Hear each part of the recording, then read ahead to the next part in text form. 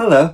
It is extremely rare that when I finish reading a book, I immediately go back to the beginning and read it all over again. Usually I am so eager to get to the next book because there is so much to read. And I think this has only happened to me a few times in my life. The last time I can remember it occurring was when I read the novel In Ascension by Martin McInnes, and I loved this story. But I have just finished reading a new book where this happened, and the novel is The Book of Records by Madeleine Thien.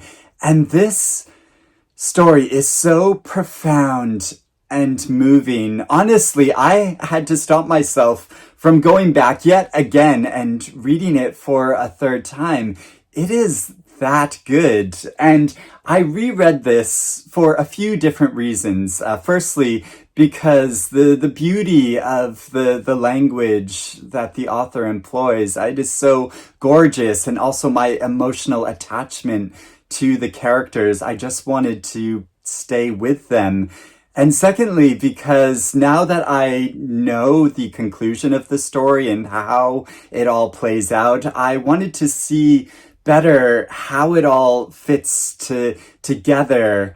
And thirdly, because I was curious to ponder the many ethical and philosophical dilemmas that this novel raises, and there are many of them. It raises so many questions that I just want to sit with and think about. And this is a very unusually structured novel. It is highly literary and extremely thoughtful. It is not the kind of book that you just read for the plot. There is a plot to this story, and different tensions in it, many different tensions in numerous stories that this novel contains. But primarily, it is about these big questions concerning life, and that I found so striking and moving. This big question of what makes a good life and what makes a great life, and the differences between how it teases out the differences between those things, about how there is so much in our lives that we can't control, that we are born into circumstances and in a particular time period, and that dictates many things about our life. But we also have so many choices we can make, and about the ethics of our decisions and our moral convictions, and how we stay true to those or stray from them, and how this affects our lives, and how it's stated at one point in this novel that an individual's path is their only true possession, that the decisions we make, the path that we forge for ourselves in our life, this is the only thing that truly belongs to us as individuals. The way this novel provides a platform to ponder all of these issues, I found so striking, and it's what made me just want to stay with this book and consider all of its quiet observations and moving stories. Now, in a way, it is quite difficult to describe this book and the full experience of it. At the heart of the book, there is an individual named Lena, and when we meet Lena in the present, she is 57 years old, and she is reflecting back on half a century earlier when she was only 7 years old, and she and her father had to flee their home city in China, partly due to environmental changes, and there was flooding, which caused mass migration, and partly because of a secret that her father holds. And there's a whole mystery behind this, and tension to this throughout the story of this novel. And for Lena, at this early age, there are two main things that motivate her and drive her. She wants to reconnect with the family that she's been forced to leave behind, of her mother and her brother and her great aunt. But she also desires so strongly to learn, to receive an education. And because she and her father are caught up in this kind of temporary liminal accommodation for an extended period of time, she is aware that she is not receiving the education that she so dearly wants. And all that she has are 3 books that she and her father hastily took with them when they had to leave. And these books are kind of biographies, children's biographies in a whole series called The Great Lives of Voyagers. And they are not just the stories of people who physically explore the planet, but who go on mental voyages, intellectual voyages. And if you are someone like me who loves having so many books around you at all times, just think about how difficult it would be to be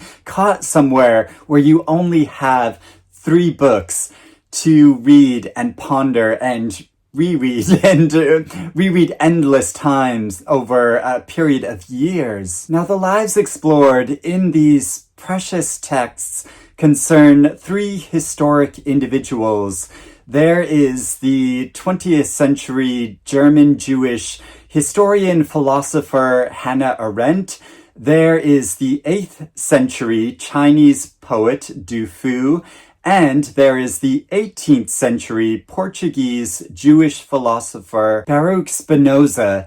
And no, before reading this book, I knew little or nothing about any of these individuals, and I don't think it is necessary to know anything about them before going into reading this book, because really this novel is a conversation which moves between the stories of these 3 different individuals, and it keeps circling back to Lena and her father. And the way the story does this is incredibly unique, and it's very difficult to describe because there are the stories in the books themselves, and there are the embellishments which Lena's father gives to them, and neighbors of Lena and their father who bear striking similarities to these historic individuals. And rather than trying to figure out or explain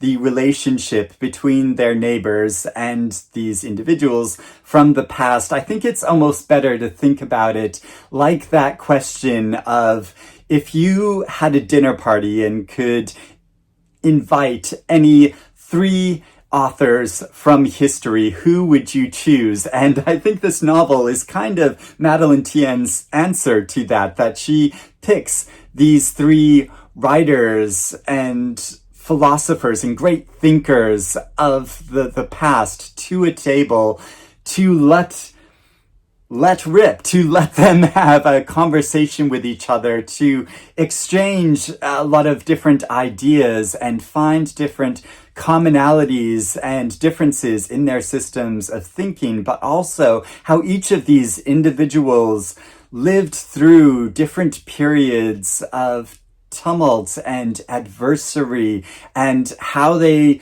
survived and continued to create and express themselves as artists and also as great thinkers. How they themselves were so influenced by their contemporaries and also by writers from the past. How each of these individuals also carry with them books that have so much meaning for them, and other than a dinner party, I think a different way, a more poetic and beautiful way of thinking about this is a way that Madeleine Thien described herself in an interview, how when we look up at the night sky, whether it's just through our eyes or through a telescope, we will see so many different stars, and some of these stars are ancient, that their light died out long ago, and we are just seeing the traces of those lights. And some of the stars are younger, they're newer, but these stars burn at a similar rate, a similar brightness, and we, because of our subjective position, we are just viewing them in the night sky all together, the great plethora of the night sky like this. And our literature is kind of like this. All of these books here behind me, whether they were published last year or hundreds of years ago, they all sit on this same shelf together. And what I read from them, the ideas I get from them, everything is contained in these books, and it is my own experience and my own imagination that brings all of these different books alive, because I am here in the present in my own subjective position, just reading them and taking them all in. And so this novel works as kind of a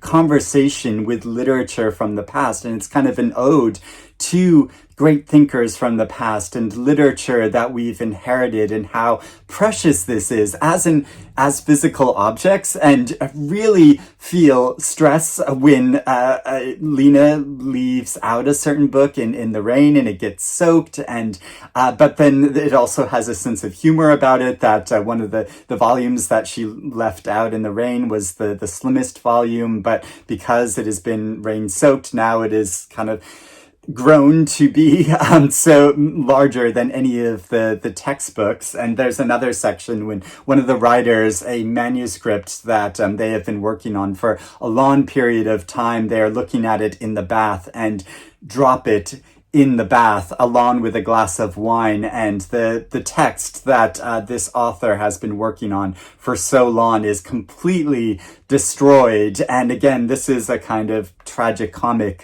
scene to it, that it has a sense of humor to it, but also there is the real pain of losing all of these words and this text that has been worked over for a long period of time. And this book is a kind of tribute to Madeleine Thien's idea that all authors aren't working on just one book, that they are all contributing to one overall book, the story of human experience, and trying to capture something so essential about our humanity. And of course, the book is titled The Book of Records, and there is not just one single book of records in this novel. There are multiple books of records. There's a book of the dead in a certain time period when there are plagues occurring, and the deaths that are recorded in a certain book.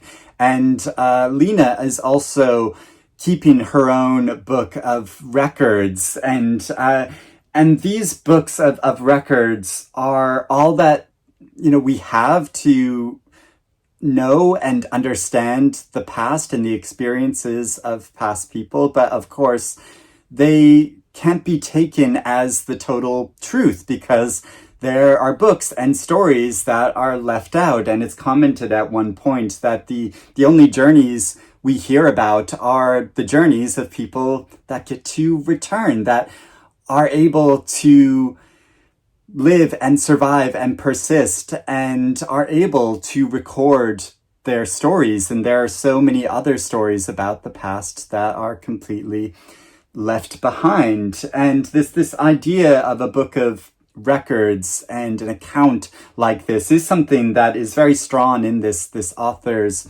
repertoire. She describes in her previous novel, which I also loved, called Do Not Say We Have Nothing. A part of this story is a family who holds a book of records that runs contrary to the official history of the government, and how their own particular story deviates from that official story, and how this book of records needs to be maintained and kept hidden, because if it was discovered by the government, they would be in a lot of trouble. So this is something which I think really sticks with this author, this idea of the stories that we not only write down and pass down through the generations, but the stories that are carried through orally, the way that we relate stories to our children and to our friends and family members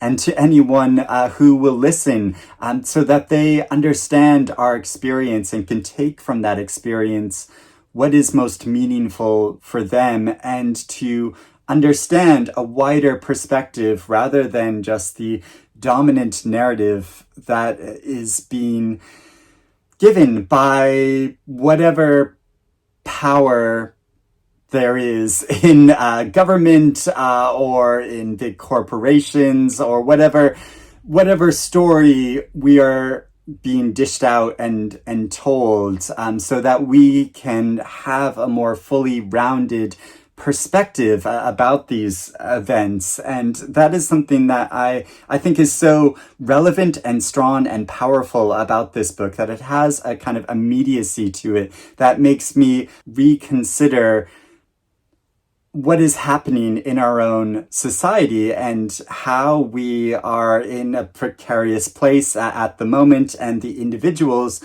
portrayed in this novel were also in precarious positions at their particular period of time, and where they were born into, where they lived, how they were in some cases forced to migrate and leave, because this novel is all about migration and people that are caught in a state of transit. And so I haven't even explained how Lena and her father are in a kind of way station for migrants when they leave their home city, and they stop in this way station, which is called the Sea, which it has this kind of mixed history to it. It might have been official sort of government area, which has been long since abandoned and has just been taken up as a temporary home for people who are in a state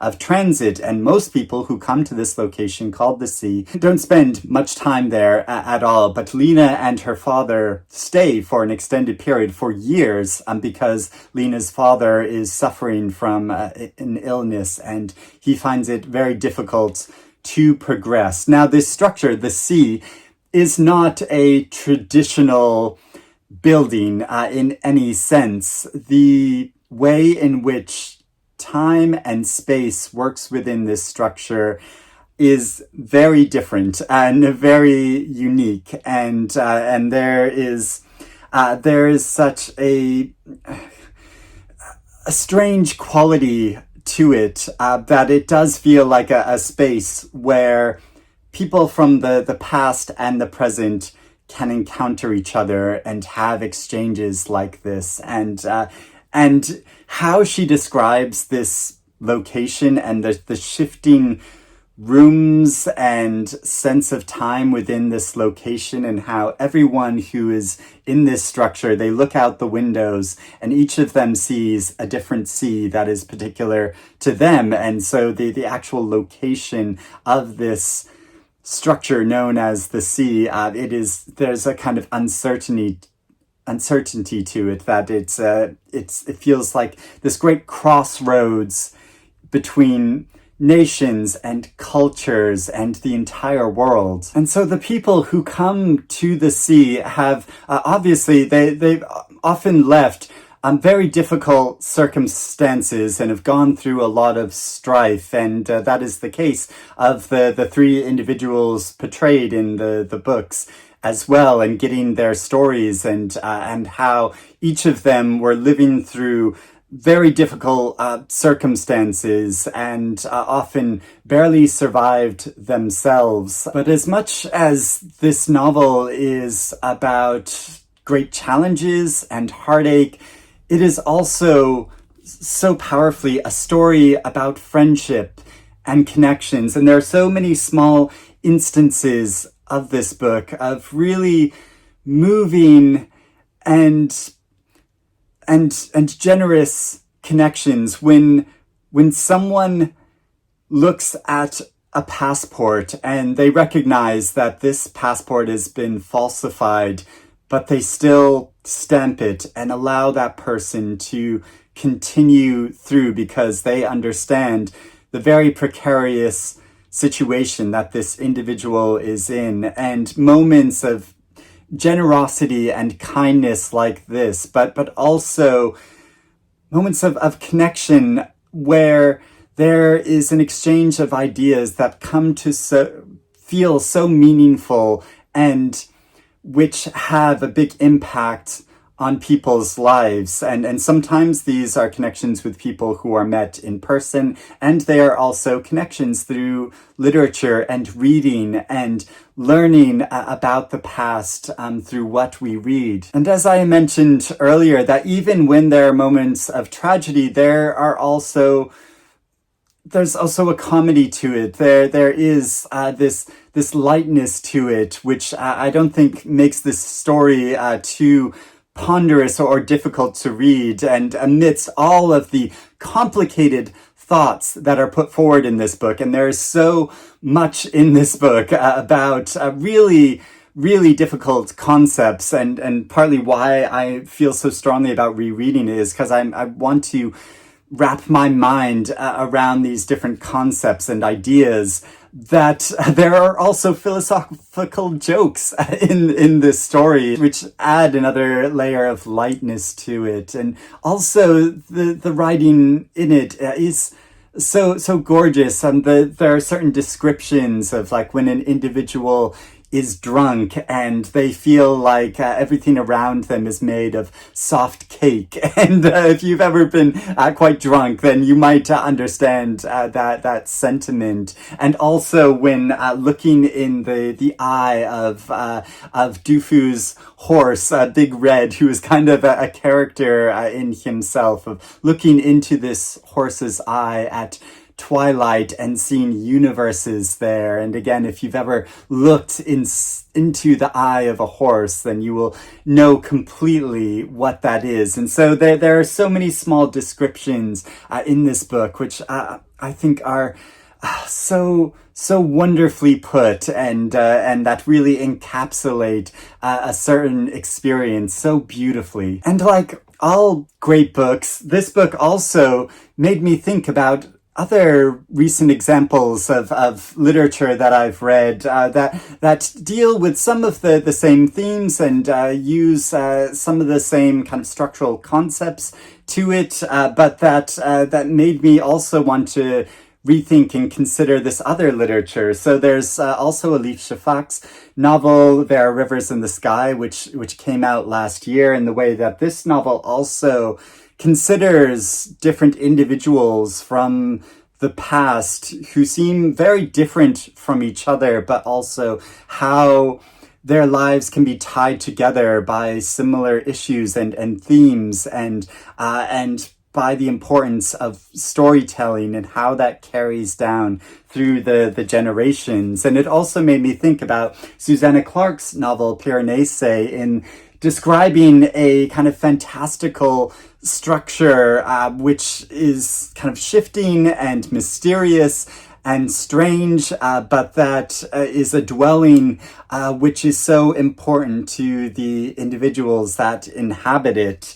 And also it made me think of the novel Time Shelter, and how this novel considers different periods from history and how the past itself is kind of porous, how it bleeds into each other, and gives us such a different conception of time, that rather than time being this line throughout history, that it is a plane upon which things are occurring and reoccurring again and again. And so the way that the Book of Records made me think about time and our relationship to time in such a different way, I thought was so striking. And the way this novel poses such tough moral questions, not only about our own actions, but what do we do if someone who is closest to us, if we discover that they have done something so